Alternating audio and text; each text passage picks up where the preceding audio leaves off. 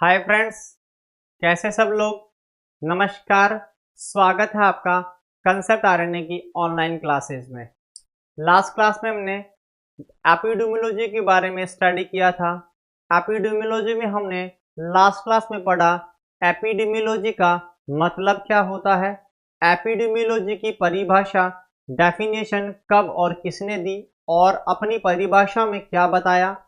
इसके अलावा हमने पढ़ा अप्रोचेज क्या होती है एपिडेमियोलॉजी की।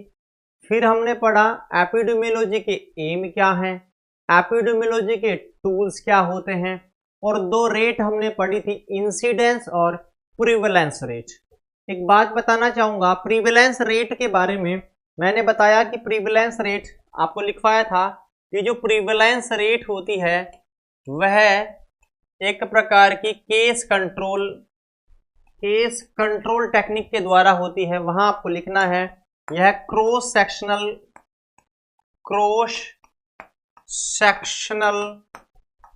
स्टडी होती है। तो केस कंट्रोल की जगह आपको लिखना है क्रॉस सेक्शनल स्टडी। जैसे आपकी कोआर्ट स्टडी पर आधारित होता है इंसिडेंस, वैसे ही प्रिवेलेंस रेट किस पर आधारित होती है, आपकी क्रॉस सेक्शनल स्टडी के ऊपर। यह एक लिटिल करेक्शन आपको करना है, दैट मीन्स प्रिवेलेंस में क्रॉस सेक्शनल स्टडी। उसके बाद आज की हमारी जो क्लास होगी वो कंटिन्यू हम करने वाले हैं वहीं से जहां हमने इसको छोड़ा था। प्रिवेलेंस के आगे हम पढ़ेंगे कुछ इंपॉर्टेंट, यहाँ हम इंडेक्स आपको बताएंगे। जैसे सर्वियल इंडेक्स के बारे में हम बात करेंगे जो डिसेबिलिटी को इंडिकेट करता है। एक ह्यूमन डेवलपमेंट इंडेक्स, इसके बारे में हम बात करेंगे। इसके अलावा कुछ इंपॉर्टेंट IMR, MMR जो हम पढ़ चुके हैं। इसके अलावा आपके कुछ टर्म्स, पर्टिकुलर टर्म्स, जैसे आपने देखा होगा एपिडेमिक्स, पैंडेमिक, स्पोर्डिक, आइसोलेशन, क्वारंटाइन, ये सारे के सारे सवाल यहाँ से आते हैं। इन पर हम आज की क्लास में डिस्कस करेंगे। सारे के सारे MCQ हम बताएंगे आपको। जितने भी एग्जाम में महत्वपूर्ण पॉइंट्स हैं वो डिस्कस करने वाले हैं। बहुत इंपॉर्टेंट क्लासेस है, यहाँ से बहुत सारे सवाल MCQ एग्जाम में पूछे जाते हैं। चलिएगा स्टार्ट करते हैं। सबसे पहले आपके ह्यूमन डेवलपमेंट इंडेक्स से, यह करेक्शन था जो मैंने बता दिया, आपको ध्यान रखना है। नेक्स्ट है HDI। स्टार्ट करते हैं ह्यूमन डेवलपमेंट इंडेक्स से। ह्यूमन डेवलपमेंट इंडेक्स क्लियर है। Human development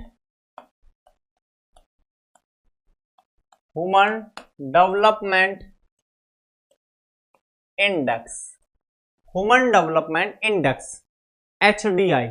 human development index जो है यह कुछ कंट्रीज का संगठन है, उनके द्वारा दिया जाता है, और जिसके द्वारा दिया जाता है उसका नाम है NADP। किसके द्वारा दिया जाता है तो याद रखना है NADP।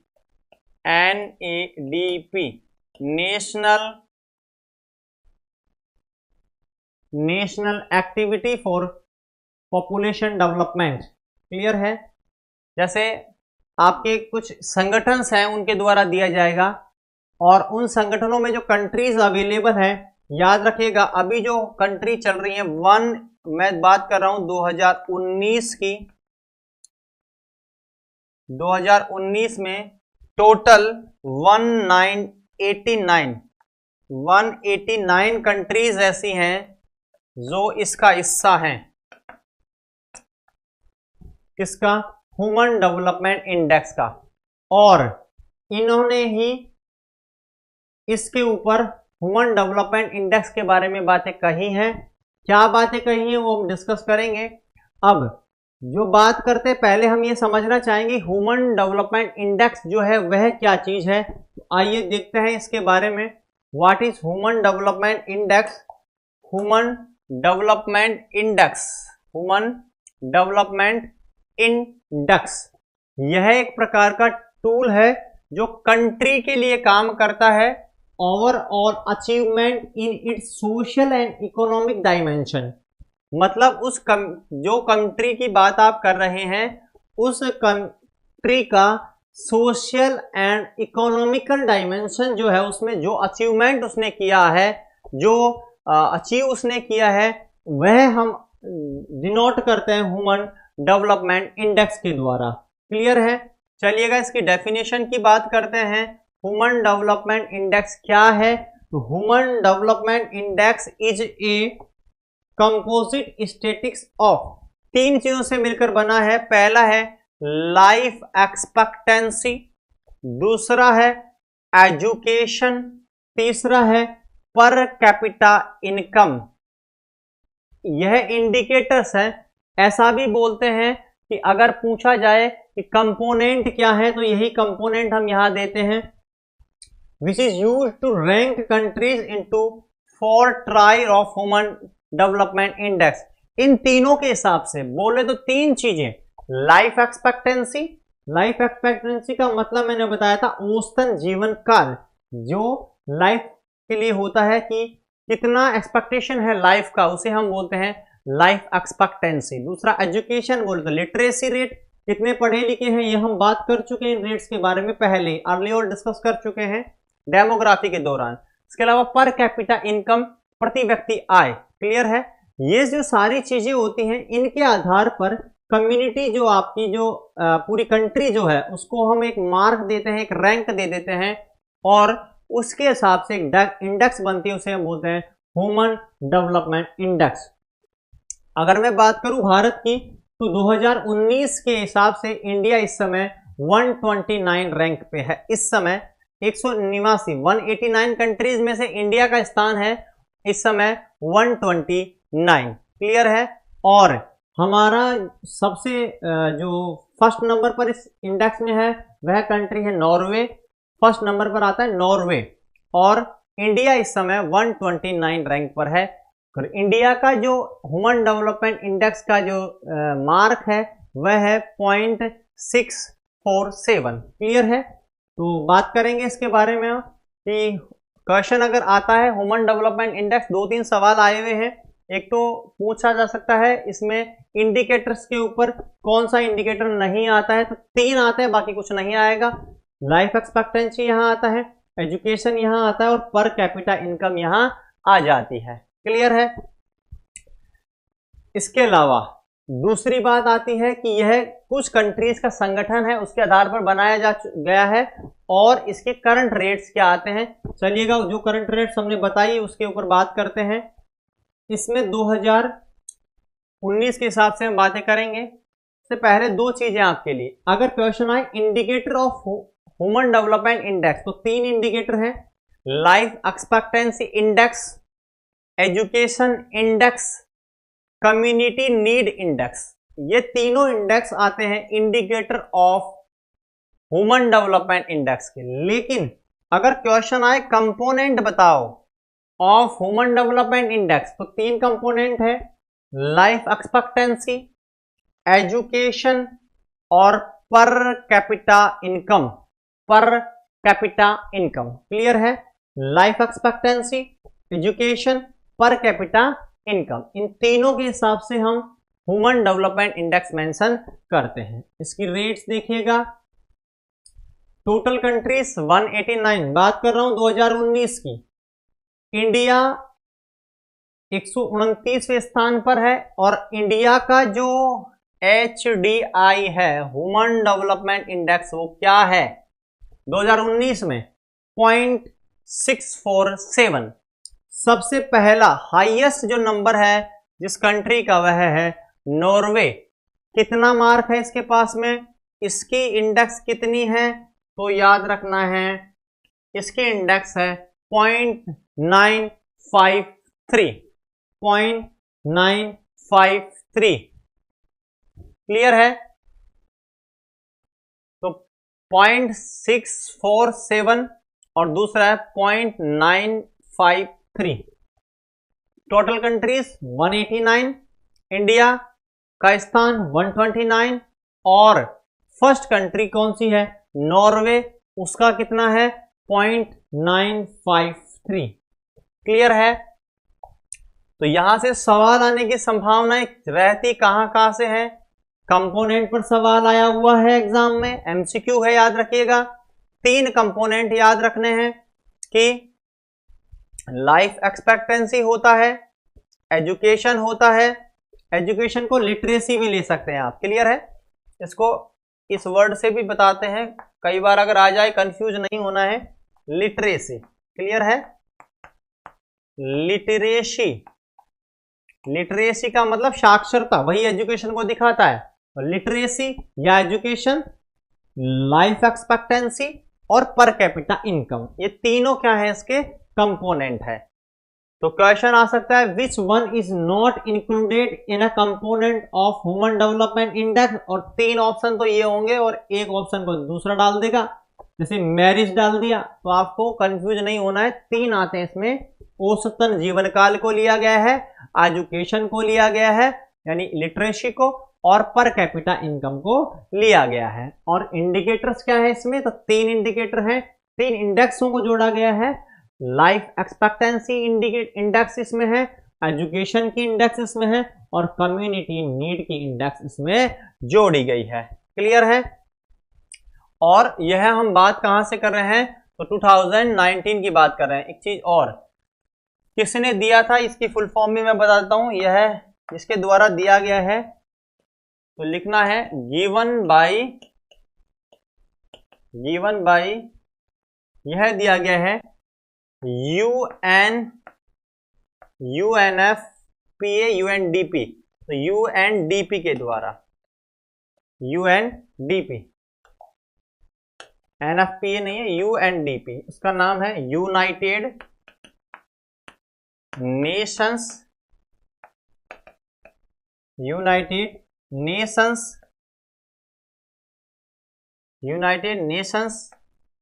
Development population, UNDP, United Nations for development of populations, यानी यूनाइटेड नेशंस डेवलपमेंट पॉपुलेशंस। यह जो UNDP है, इसके द्वारा HDI बोले तो ह्यूमन डेवलपमेंट इंडेक्स दिया जाता है। ये 2 संगठन है, UNFPA, एक होता है UNDP, क्लियर है। UNDP और एक है UNFPA। तो UNDP जो है वह किसके लिए काम करता है, HDI, ह्यूमन डेवलपमेंट इंडेक्स के लिए, क्लियर है। यह संगठन है, कुछ कंट्रीज का संगठन होता है, जैसे कि इस समय मैंने बताया आपके सामने 189 कंट्रीज इसमें है। तो ये ओवरऑल हो गया ह्यूमन डेवलपमेंट इंडेक्स के बारे में। क्या क्या बातें हमने करी, दोबारा सुन लीजिएगा। पहला पॉइंट, ह्यूमन डेवलपमेंट इंडेक्स कौन देता है, तो एक संगठन है जिसमें इस समय 2019 की बात करें तो 2019 जो है, मतलब साल के ऊपर निकलता है, 2019 के अंदर 189 कंट्रीज का एक संगठन है, और उस संगठन को हम बोल रहे हैं UNDP, United Nations development of population. इसके द्वारा यह दिया गया है। क्या चीज काम करते हैं, यह उस कंट्री की सोशल डायमेंशन के ऊपर जो अचीवमेंट है उस पर निकाली जा रही है। इसमें 3 चीजों को काम में लेते हैं, पर कैपिटा इनकम काम में ले रहे हैं, लिटरेसी को काम में ले रहे हैं, और लाइफ एक्सपेक्टेंसी को काम में लेते हैं। उसके आधार पर कंट्रीज की रैंक बना रहे हैं। कितनी रैंक दे सकते हैं, तो जितनी रैंक आएगी, मतलब 189 तक आएगी।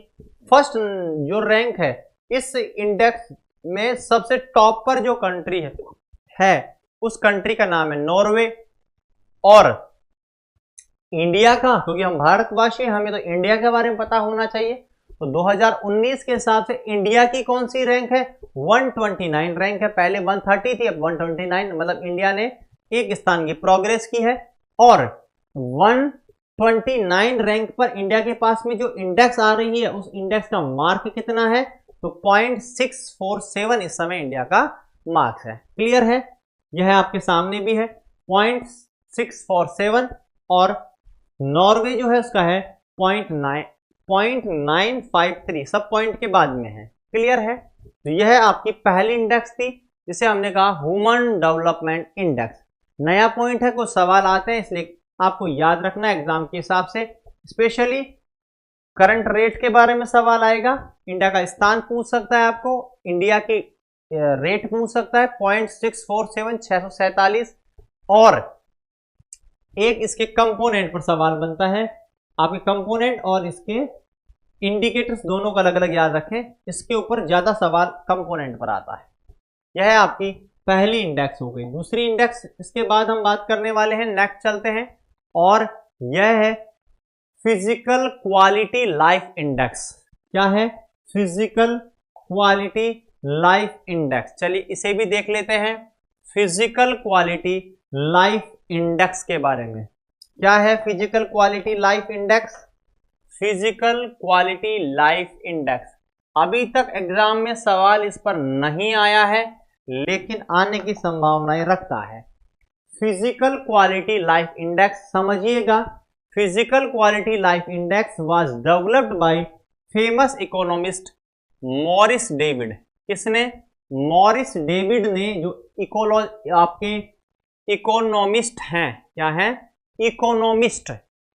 इन्होंने सन 1979 यानी 1979 में 23 डेवलप्ड एंड डेवलपिंग कंट्रीज के बारे में इसे दिया था। सबसे पहले की बात कर रहे हैं जब इसका प्रारंभिक काल था, यानी physical quality of life index. कौन सी?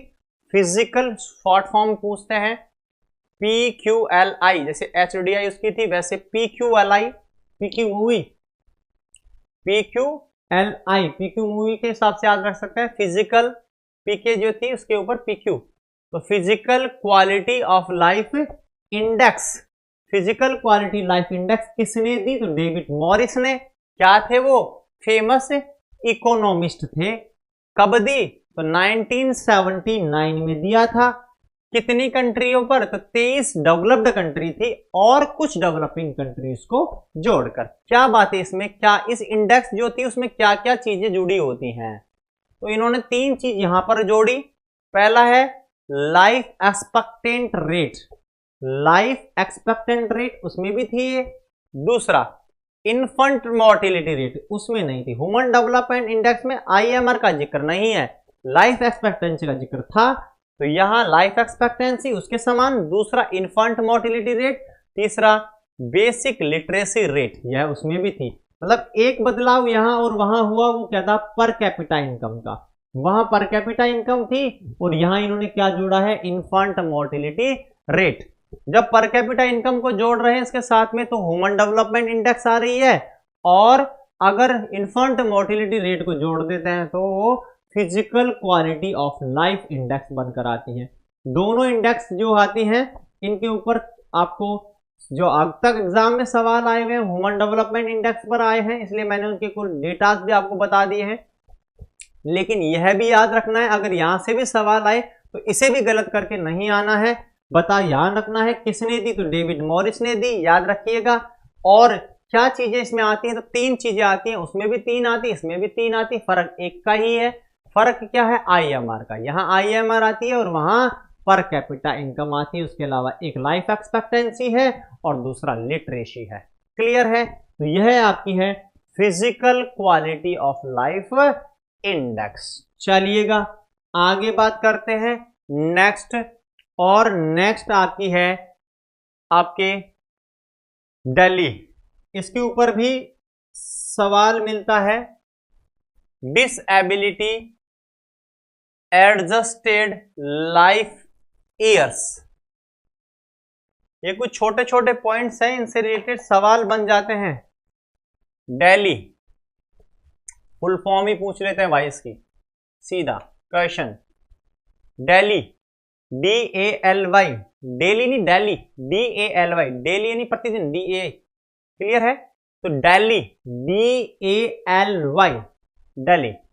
D का मतलब यहां है डिसेबिलिटी, A का मतलब यहां है एडजस्टेड, L का मतलब है लाइफ, Y का मतलब है years. Disability adjusted life years. Clear हुआ? चलिएगा यहां से सवाल आए फुल फॉर्म पर आप हल कर देना। Delhi disability, A for adjusted, L बोले लाइफ और Y बोले ईयर। क्या है ये देखिएगा। तो सबसे पहले आपका दिल्ली जो है यह क्वांटिटेटिव इंडिकेटर है। क्वांटिटेटिव, एक होता क्वालिटेटिव, एक क्वांटिटेटिव। क्वांटिटेटिव का मतलब है मेजरेबल, जिसे आप गिन सकते हो। मेजरेबल, मेजरेबल बोले तो countable, is called quantitative. Quantity मात्रा, 5 किलो 10 किलो ऐसे। तो Delhi is the only quantitative indicator of burden of disease that reflect the total year lost. Premature mortality, premature mortality or some degree of disability like morbidity during a period of time. Delhi एक वह indicator है जो दो चीजों को प्रदर्शित करता है एक कंट्री में। कौन कौन सी? प्री मैच्योर मोर्टेलिटी को और दूसरा मॉर्बिडिटी को। प्री मैच्योर मोर्टेलिटी और मॉर्बिडिटी को किसी पर्टिकुलर ईयर में प्रदर्शित करने के लिए जो क्वांटिटेटिव इंडिकेटर काम में ले जाता है वह दिल्ली कहलाता है। क्वांटिटेटिव मींस काउंटेबल है, मेजरेबल है, गिन सकते हैं, संख्या इसमें आने वाली है। क्लियर है? चलिएगा, इसमें क्या क्या चीजें, यानी दो चीजें इसमें आ गई। अब एक तो इसमें आ गया प्रीमैच्योर मोर्टेलिटी और दूसरा आ गया मोर्बिडिटी। इनको अलग अलग तरीके से भी दिखाते हैं। YLL, YLL यह इंडिकेट करता है प्रीमैच्योर मोर्टेलिटी को और YLD यह इंडिकेट करता है मोर्बिडिटी को। ध्यान दीजिएगा, premature mortality is measured as year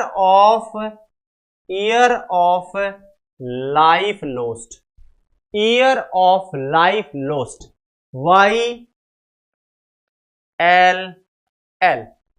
full form देखिएगा, year of life lost, year of life lost या ईयर लाइफ लॉस्ट। क्लियर है? जैसे दिल्ली की फुल फॉर्म पूछी जाए, डिसएबिलिटी एडजस्टेड लाइफ ईयर। फिर इसमें दो चीजें हैं, पहली है YLL, Y बोले ईयर्स, L बोले लाइफ, L बोले लोस्ट। तो ईयर्स लाइफ लोस्ट यह किस बात को इंडिकेट करता है? यह प्रीमैच्योर मोर्टेलिटी को इंडिकेट करता है। दूसरा, सेकंड है मोर्बिडिटी को इंडिकेट करने के लिए एक टर्म काम में लेते हैं, उसका नाम है years lived with A disability. कितने साल जिया आपने डिसेबिलिटी के साथ में, मतलब इसे बोलते हैं YLD। YLD, YLD का मतलब क्या हो गया? Years lived with disability. कितनी साल जिया डिसेबिलिटी के साथ में, और years of life lost. Clear है? ये दोनों चीजें मिलकर ही क्या बना लेती हैं? दिल्ली। अगर पूछा जाए कि दिल्ली का फॉर्मूला बताओ, तो यह आपके सामने रख दिया मैंने। दिल्ली बराबर YLL प्लस YLD, यानी प्रीमैच्योर मोर्टेलिटी प्लस मॉर्बिडिटी को जोड़ने पर जो रेट निकल कर आएगी, it is called disability adjusted life years. Clear है? और a one DALY represent one lost year of healthy life. एक दिल्ली का मतलब है वन दिल्ली रिप्रेजेंट करती है one lost year of healthy life. Healthy life में से एक साल जो है वह खत्म करना इसमें इंडिकेट करता है। वन दिल्ली मतलब यू लॉस्ट 1 ईयर। क्लियर है? In your healthy life. तो ये एक पॉइंट, इसमें सारे पॉइंट्स कवर हो गए हैं। 4 MCQ यहां बन सकते हैं। ध्यान दीजिएगा क्या क्या MCQ यहां से बनने की संभावनाएं हैं। पहला MCQ, what is the full form of DALY? पहला, what is the full form of DALY? बोलिएगा। D बराबर डिसएबिलिटी, डिसएबिलिटी। A बराबर एडजस्टेड, L बराबर लाइफ, Y बराबर years. Disability adjusted life years. Clear हो गया। दूसरा, अब मैं बात करूं इसमें क्या चीज आती है, तो दो चीज आती है। सेकंड एमसीक्यू, कंपोनेंट बोल दीजिएगा, क्या क्या चीजें जोड़ेंगे इसमें, दो चीज, क्या क्या, प्रीमैच्योर मॉर्टेलिटी, प्रीमैच्योर मॉर्टेलिटी, दूसरा मॉर्बिडिटी। अब इन दोनों को एक एक चीजों से इंडिकेट करते हैं। पहले को इंडिकेट करते हैं YLL। YLL किसके लिए काम में ले रहे हैं, प्रीमैच्योर मॉर्टेलिटी के लिए। किसके लिए, प्रीमैच्योर मॉर्टेलिटी के लिए हम काम में लेते हैं YLL। YLL बोले तो years of life lost, years of life lost, clear है। दूसरा मॉर्बिडिटी, इसे हम किससे इंडिकेट करते हैं, तो इसे हम इंडिकेट करेंगे YLD से। किससे, YLD, years lived with a disability, years lived with A disability, clear है। और इन दोनों को जोड़ने से क्या निकल कर आ जाएगा, डेली निकल कर आ जाएगा।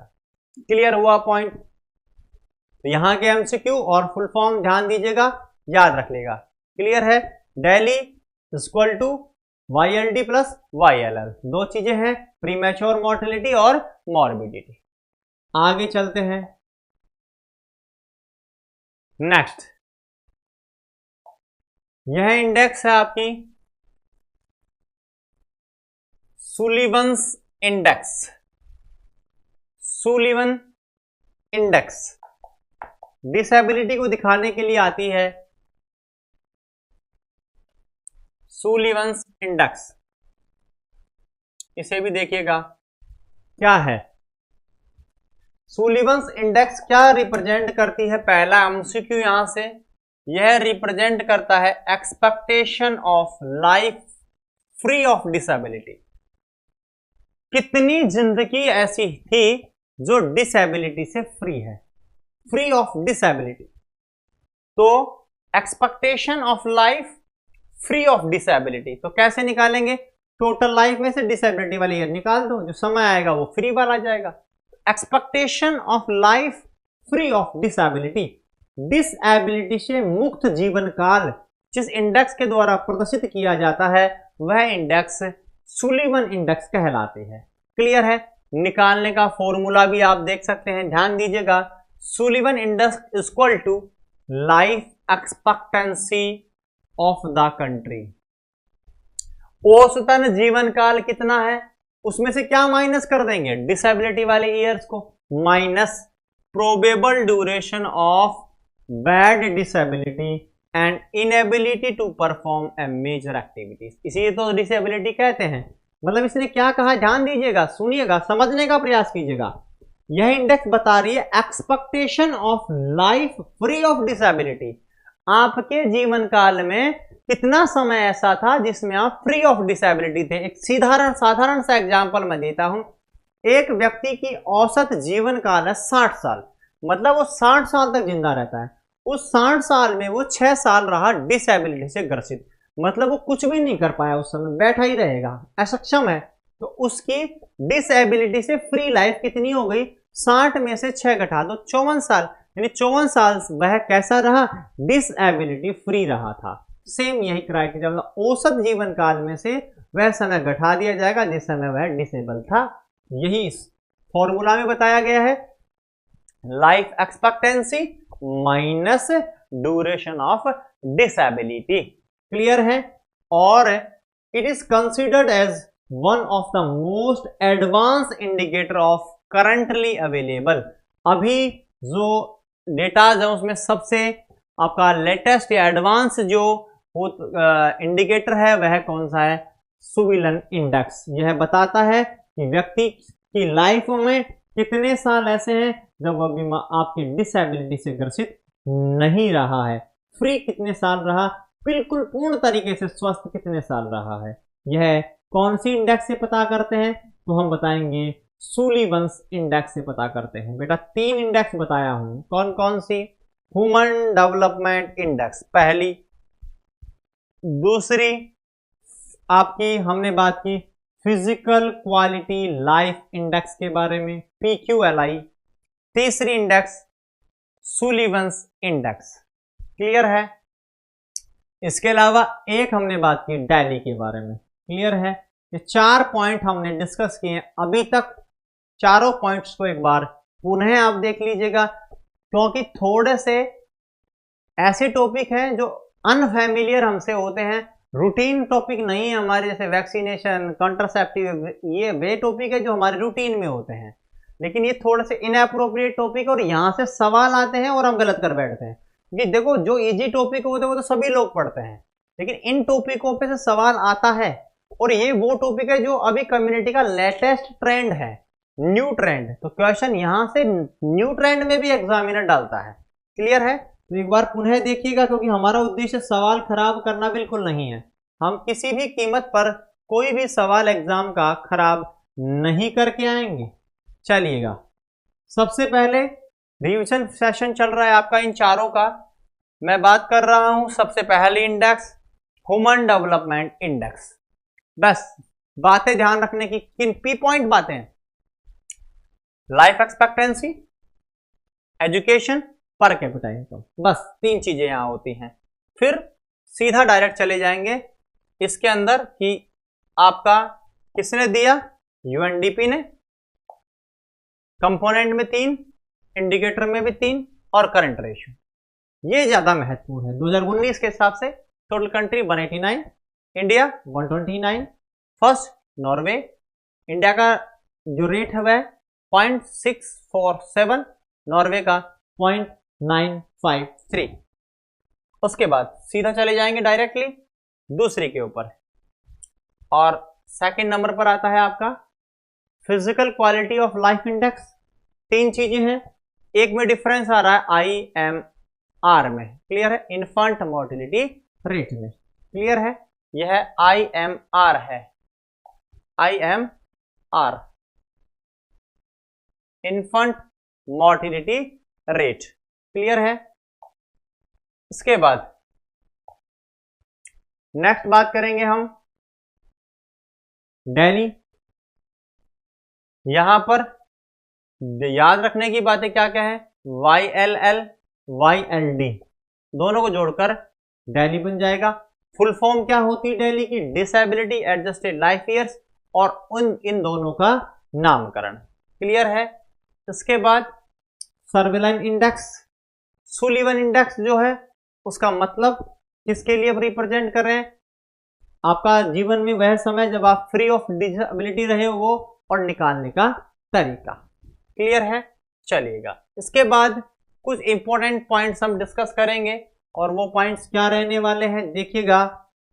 जैसे IMR और MMR that is discussed early on, मेरे द्वारा डिस्कस करी जा चुकी है, पहले महीने पढ़ा भी चुका हूं तुम्हें, इसलिए इन दोनों को डिस्कस नहीं करेंगे। बाकी एंडेमिक क्या होता है, एपिडेमिक क्या होता है, पैंडेमिक क्या होता है, स्पोरेडिक क्या होता है, आइसोलेशन क्या होता है, क्वारंटाइन क्या होता है, ये सारे के सारे पॉइंट हम डिस्कस करने वाले हैं। सवाल यहां से आता है। चलिएगा, सबसे पहले मैं डिस्कस करता हूं एंडेमिक को। एंडेमिक पहला पॉइंट है, एंडेमिक। Endemic, endemic. अब इसका मतलब समझना है आपको। EN यहां से निकालना है विथ इन, और डेमोस, डेमिक यानी पीपुल, लोगों के बीच में अगर कोई डिजीज है इट इज कॉल्ड एंडेमिक। यानी कि क्या ध्यान रखना है आपको? डिजीज नॉर्मली उपस्थित है, disease normally present in community with normal distribution.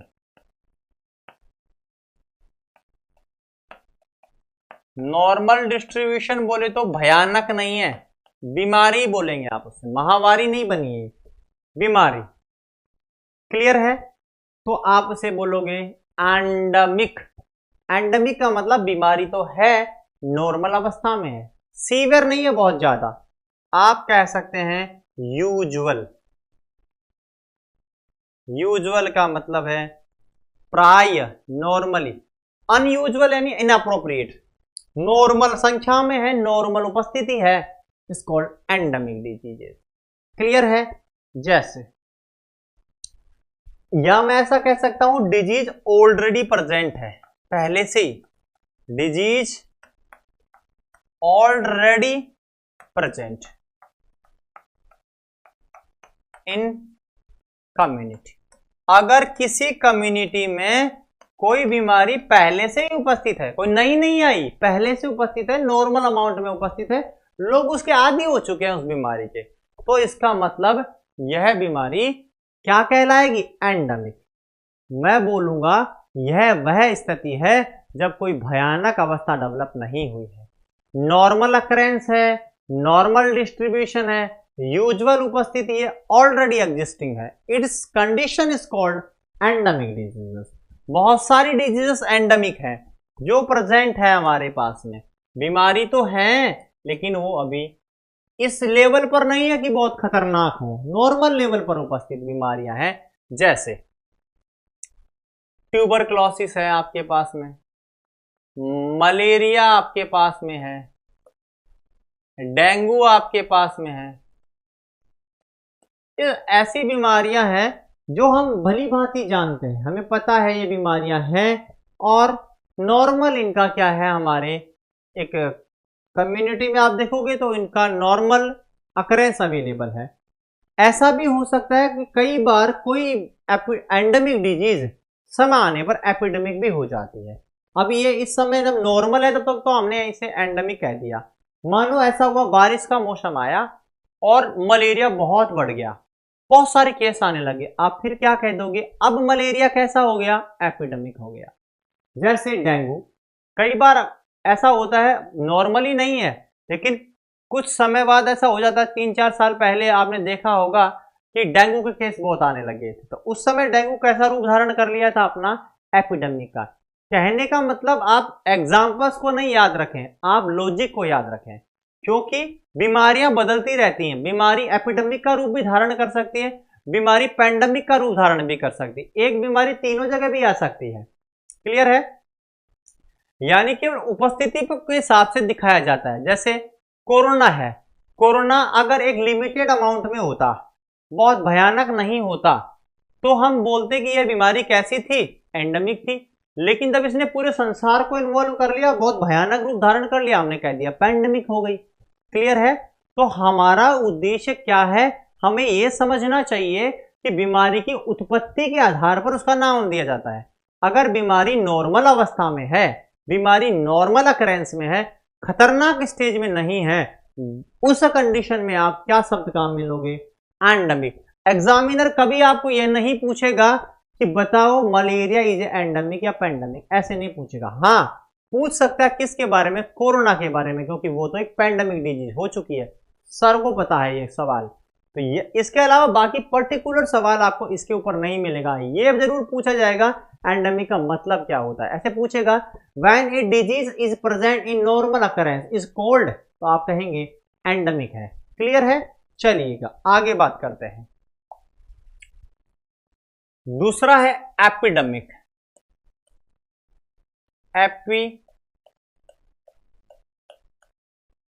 Epidemic epidemic का मतलब होता है, एपी में दो शब्द है। एपी का मतलब है अपॉन और डेमोस यानी पीपुल। यानी जो बीमारी बाहर से आई है, पहले नहीं थी, भयानक है, तो मैं कहूंगा presence of disease,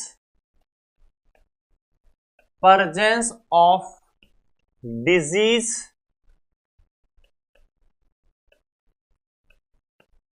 more than the normal distribution। भयानक स्थिति में पहुंचना, सामान्य उपस्थिति नहीं है, दैट मीन्स बहुत ज्यादा केसेस आ रहे हैं, आप कह सकते हैं कि यह अनयूजुअल है। अब कंडीशन कैसी हो गई है? Unusual. Usual occurrence endemic, unusual occurrence epidemic, normal distribution endemic, अब नॉर्मल डिस्ट्रीब्यूशन या more than the normal distribution epidemic, या मैं कह सकता हूं लार्ज केसेस, बहुत सारे केस आ रहे हैं, आप क्या कह दोगे? यह एपिडेमिक है। क्या कह दोगे आप? एपिडेमिक है। या मैं कह सकता हूं कोई नई डिजीज आई है तो भी वो इसी में आएगी, new cases in particular area. अगर new disease, new case of disease, कोई पर्टिकुलर डिजीज आती है, new case of disease in specified area, अगर वो सारे संसार में फैले तो पेंडेमिक, लेकिन एक पर्टिकुलर एरिया में आ रही तो फिर हम उसे एपिडेमिक ही बोलते हैं। क्लियर है? नए केस आ रहे हैं, जैसे एक बहुचर्चित एग्जाम्पल है जीका। कहां आया था? जयपुर में। जीका, जयपुर के नर्सिंग के विद्यार्थियों को पता होगा, आपकी ड्यूटियां लगाई थी जीका में।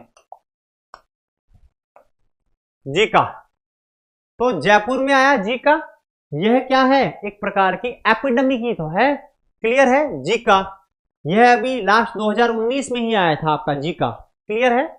जीका आया 2019 में हमारे एपिडेमिक के रूप में जयपुर के अंदर। क्लियर है? इसके अलावा आपका आता है प्लेग।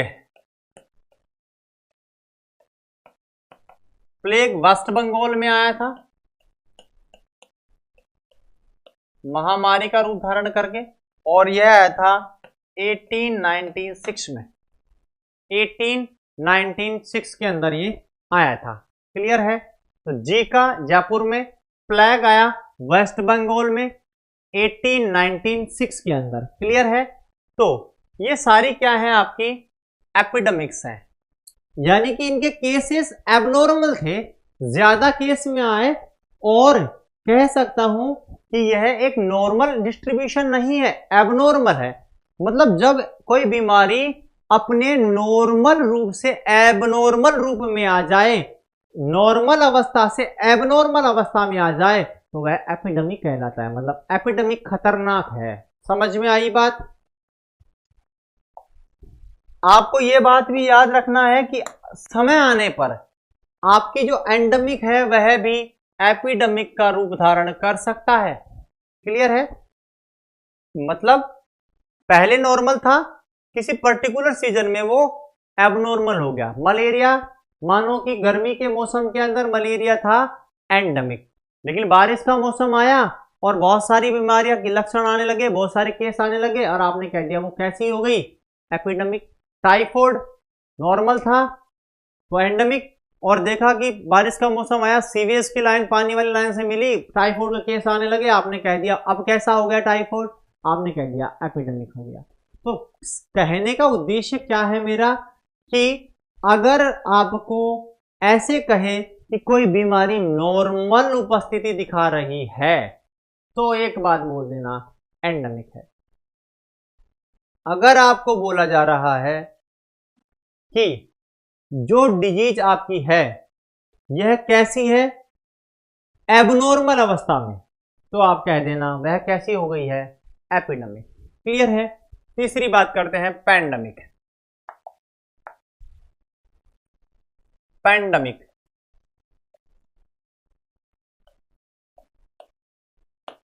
इसे भी समझिएगा। पैंडमिक, पैन का मतलब होता है ऑल, डेमिक यानी पीपुल, सभी लोगों में फैल जाए तो उसे बोलते हैं पैंडमिक। तो इसके ऊपर इसे बोलते हैं, इसका एक और नाम है world wide disease,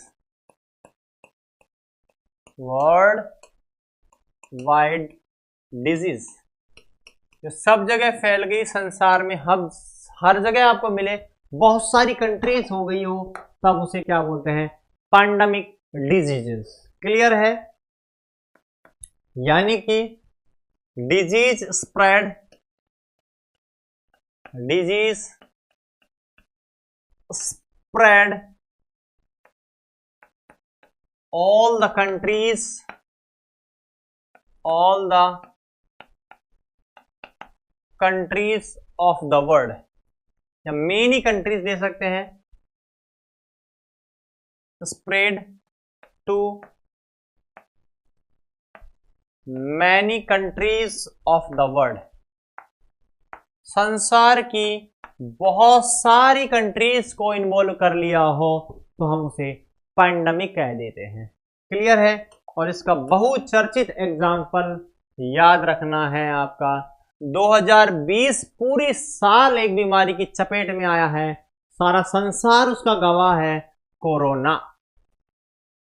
corona, clear है? कोरोना, सार्स सेकंड, क्लियर है? कोरोना। तो यह जो कोरोना है, यह एक प्रकार की पैंडेमिक डिजीज है। ग्रेटर देन 200 कंट्रीज ऐसी हैं जो उसकी चपेट में आ चुकी हैं। संसार में 200 से ज्यादा कंट्रीज हैं जो कोरोना की भेंट चढ़ चुकी हैं। क्लियर है? यानी कि यह एक पैंडेमिक, वैश्विक महामारी, पैंडेमिक डिजीज का रूप धारण कर चुका है कोरोना। क्लियर है? तो याद रखना है, जब बीमारी सारे संसार में फैल जाए तो पैंडेमिक, किसी पर्टिकुलर जगह में है, पर्टिकुलर कंट्री में है लेकिन नॉर्मल से ज्यादा है तो एपिडेमिक, अगर किसी जगह है नॉर्मल अवस्था में है तो एंडेमिक। तीनों सवाल समझ में आ गए होंगे। चलिएगा, नेक्स्ट है स्पोरेडिक।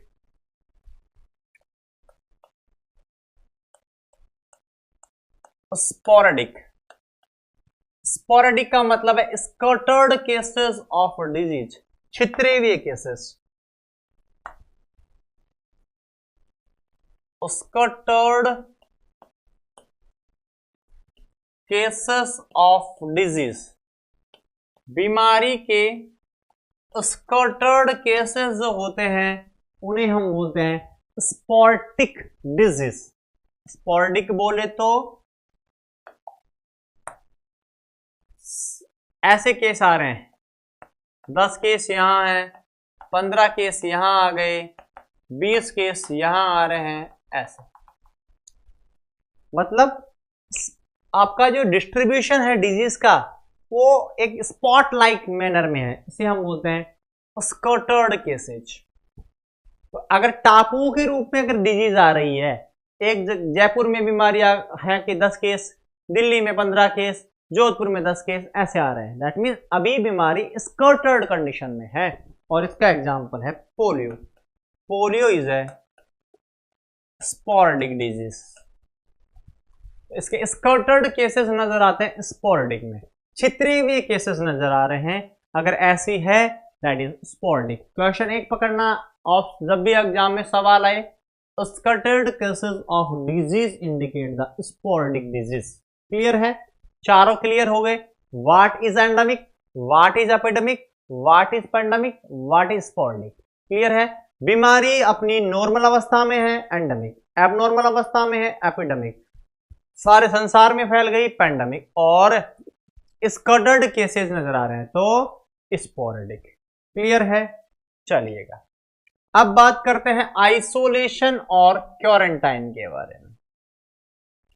2020 में तो बच्चों के नाम भी यही रख दिए लोगों ने, क्वारंटाइन और आइसोलेशन। क्लियर है? बहुत सारों का बच्चों का नाम लिखा गया है आइसोलेशन और क्वारंटाइन, आइसोलेशन एंड क्वारंटाइन। आप भी इन दोनों का मतलब समझिएगा। क्वारंटाइन और आइसोलेशन का मतलब क्या होता है। सबसे पहली बात, आइसोलेशन किसका करते हैं? बीमार व्यक्ति का। क्वारंटाइन किसे करते हैं? जो बीमारी से एक्सपोज तो हो गया लेकिन लक्षण नहीं आ रहे, तो उसे करते हैं क्वारंटाइन। पहला, तो ये किसके लिए किया जाता है? For infected person. Infected person का करते हैं आइसोलेशन, बीमारी से ग्रसित को, यानी कि जिसे बीमारी हो चुकी है उसका करते हैं आइसोलेशन। क्वारंटाइन की बात आई तो ये किसके लिए करेंगे? तो फिर याद रखना है, person exposed but not affected.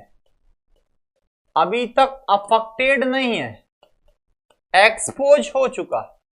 समझिएगा, एक व्यक्ति कोरोना पॉजिटिव हो गया, क्या करेंगे? आइसोलेशन उसका।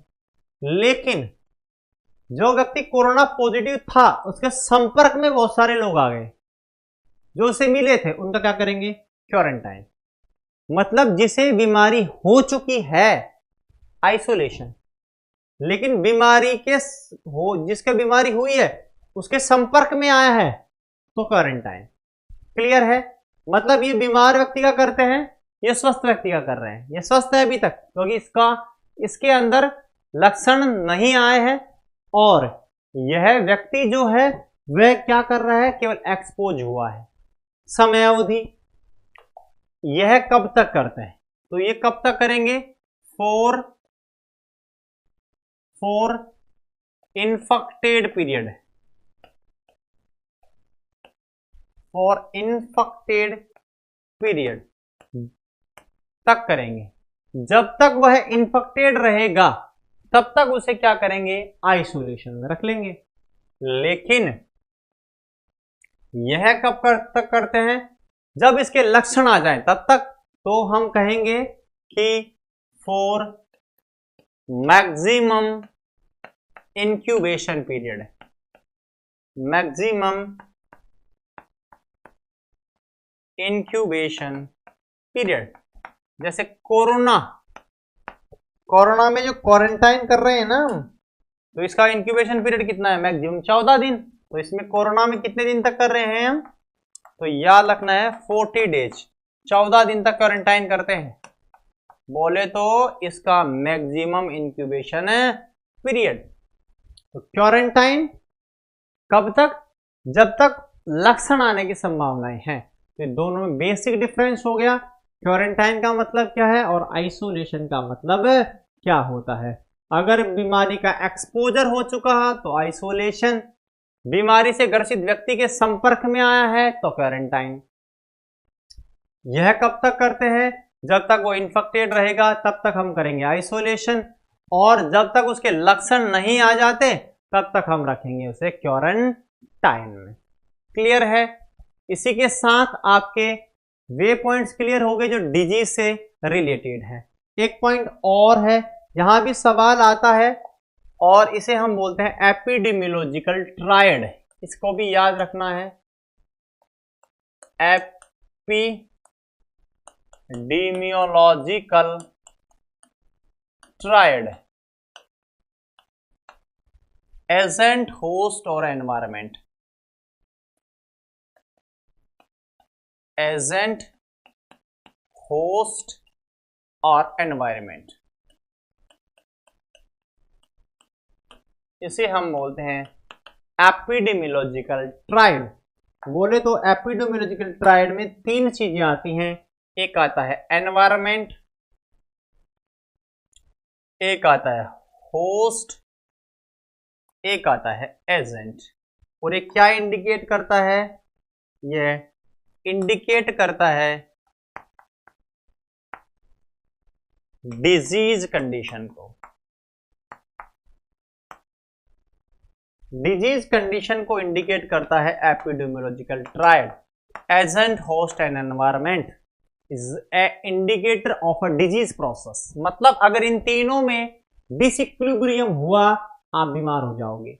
एजेंट बीमारी कोज कर सकता है, होस्ट और एनवायरनमेंट। अगर इन तीनों में असामंजस्य हुआ, बैलेंस गड़बड़ाया, आप बीमार हुए। तो यह इंडिकेट करता है डिजीज कंडीशन को। दो सवाल यहां से आ चुके हैं। भोपाल एम्स में सवाल आया था कि डिजीज प्रोसेस को इंडिकेट करने का फिनोमिना क्या होगा। जवाब होगा एपिडेमियोलॉजिकल ट्रायड। दूसरा, एपिडेमियोलॉजिकल ट्रायड में क्या क्या आता है, एनवायरनमेंट, एजेंट और होस्ट इंक्लूड किए जाते हैं। क्लियर है। आज की क्लास में इतना ही। देखते हैं क्या क्या हमने पढ़ा है। सबसे पहले हमने बात की ह्यूमन डेवलपमेंट इंडेक्स के बारे में। पहली इंडेक्स ह्यूमन डेवलपमेंट इंडेक्स क्या कहती है। ह्यूमन डेवलपमेंट इंडेक्स, तीन चीजें हैं ह्यूमन डेवलपमेंट इंडेक्स में। क्या क्या चीजें हैं ध्यान दीजिएगा। ह्यूमन डेवलपमेंट इंडेक्स जो है उसमें हमारे पास में है लाइफ एक्सपेक्टेंसी, एजुकेशन और पर कैपिटा इनकम। क्लियर है। इसके अंदर जो ह्यूमन डेवलपमेंट इंडेक्स है यह यूएनडीपी ने दिया था। दूसरा पॉइंट, इसमें इंडिकेटर है तीन, कंपोनेंट है तीन। करंट याद रखना है 2019 के हिसाब से 189 कंट्रीज में इंडिया 129वें स्थान पर है, नॉर्वे फर्स्ट स्थान पर है। इंडिया 0.647 और नॉर्वे 0.953। इसके बाद हमने बात की सेकंड बात किसके बारे में, आपकी physical quality of life index. उसमें एक अंतर है, वहां था आपका पर कैपिटा इनकम, यहां पर है इन्फेंट मोर्टेलिटी रेट। किसने दिया था, तो मॉरिस डेविड ने सन 1979 में इसे दिया था। क्लियर है। इसके बाद नेक्स्ट आई थी daily disability adjusted life years. इसके अंदर दो चीजें आती हैं, प्रीमैच्योर मोर्टेलिटी और मॉर्बिडिटी। इनको हम बोलते हैं YLL और YLD, दोनों को जोड़ते हैं तो डेली बन जाता है। इसके अलावा सर्वियन इंडेक्स, यह जो आपकी सुलिवंस इंडेक्स है, ये क्या प्रदर्शित करती है, यह हमारे जीवन में उस समय को प्रदर्शित करती है जब हम बीमार डिसेबिलिटी से ग्रसित नहीं थे। और कैसे निकालते हैं, औसत जीवन काल में माइनस कर देते हैं डिसेबिलिटी वाला समय, तो क्या निकल कर आ जाता है, सर्वियन इंडेक्स निकल कर आ जाती है। इसके बाद हमने डिस्कस किया endemic, epidemic, pandemic, sporadic, isolation और क्वारंटाइन। अगर बीमारी नॉर्मली उपस्थित है किसी पर्टिकुलर जगह में, यूजुअली प्रेजेंस है, क्या बोलेंगे, एंडेमिक डिजीज। बीमारी भयानक हो गई है, नॉर्मल से ज्यादा केस आने लगे हैं, अनयूजुअल हो गई है, महामारी का रूप धारण कर ली है, बोलते हैं एपिडेमिक। जैसे मैंने बताया जीका जयपुर में आया 2019 में, एपिडेमिक था, पहली बार आया था। इसके अलावा आपने देखा प्लेग था वेस्ट बंगाल में, यह भी कैसा था, एपिडेमिक। पैंडेमिक की बात करें, अगर कोई बीमारी पूरे संसार को अपनी चपेट में ले ले हम उसे पैंडेमिक कह देते हैं। और इसका नाम तो सबको पता होगा कि 2020 पूरा एक बीमारी की चपेट में चढ़ गया है, पूरा 2020 एक बीमारी की भेंट चढ़ गया है और बीमारी का नाम था कोरोना। और कोरोना को क्या बोलते हैं, पैंडेमिक डिजीज, क्योंकि 200 से ज्यादा कंट्रीज हमारे वर्ल्ड की इसमें शामिल हैं। अगर कोई बीमारी संसार की बहुत सारी कंट्रीज को अपने चपेट में ले ले हम उसे पैंडेमिक डिजीज कह देते हैं। स्पोरेडिक की बात करूं, अगर बीमारी के स्कैटर्ड केसेस नजर आ रहे हो, कुछ केस पर्टिकुलर जगह आ रहे हो, छितरे हुए केस नजर आ रहे हो, तो उसे स्पोरेडिक के नाम से जाना जाता है। जैसे पोलियो एक प्रकार की स्पोरेडिक डिजीज है। दो वर्ड है आइसोलेशन और क्वारंटाइन। 2020 में ये सब बहुत काम आए हैं, पेपर में बहुत सारे लोगों ने पढ़ा होगा इन्हें। आइसोलेशन और क्वारंटाइन। आइसोलेशन शब्द का मतलब होता है जब कोई बीमारी से ग्रसित है तो उसे आप बाकी लोगों से अलग कर दें, इसे हम बोलते हैं आइसोलेशन। क्वारंटाइन का मतलब है वो बीमारी से ग्रसित नहीं है लेकिन बीमार के संपर्क में आ गया, उसे क्वारंटाइन करते हैं। आइसोलेशन कब तक किया जाता है? जब तक कि वह इनफेक्टाइल है। मैक्सिमम इनफेक्टाइल पीरियड के लिए हम क्या करते हैं? आइसोलेशन। और क्वारंटाइन की बात करें तो क्वारंटाइन का मैक्सिमम समयावधि होगी, मैक्सिमम इंक्यूबेशन पीरियड बोले तो जब उसके लक्षण आएंगे उसका मैक्सिमम जो समय होगा वहां तक हम करते हैं क्वारंटाइन। जैसे अगर आपको बोला जाए कोई व्यक्ति कोरोना पॉजिटिव है तो बताओ उसका क्या करेंगे? तो आइसोलेशन करेंगे। कब तक? जब तक वो नेगेटिव नहीं आ रहा। दूसरा, अगर ऐसा कहें कि कोई व्यक्ति था कोरोना पॉजिटिव, अब उसके घर वाले जो थे उसके संपर्क में आ रहे थे, क्या उन्हें कोरोना हुआ अभी कंफर्म नहीं है, तो हम उनका क्या करेंगे? क्वारंटाइन। तो जो संपर्क में आता है उसका क्वारंटाइन, जिसे हो गया उसे आइसोलेशन। अब उन्हें क्वारंटाइन कब तक करोगे? तो 14 दिन तक करेंगे। मतलब इस बीमारी के लक्षण अधिकतम कितने समय तक आ सकते हैं? 14 दिन तक। तो मैक्सिमम समय होता है जो इंक्यूबेशन पीरियड का, वहां तक हम करते हैं क्वारंटाइन। दोनों अलग है, isolation is different, quarantine is different. आज की क्लास में इतना ही। इसी के साथ में एपिडेमियोलॉजी खत्म होती है। इसमें से आने वाले सारे के सारे एमसीक्यू खत्म होते हैं। मिलते हैं नेक्स्ट क्लास में नए टॉपिक के साथ।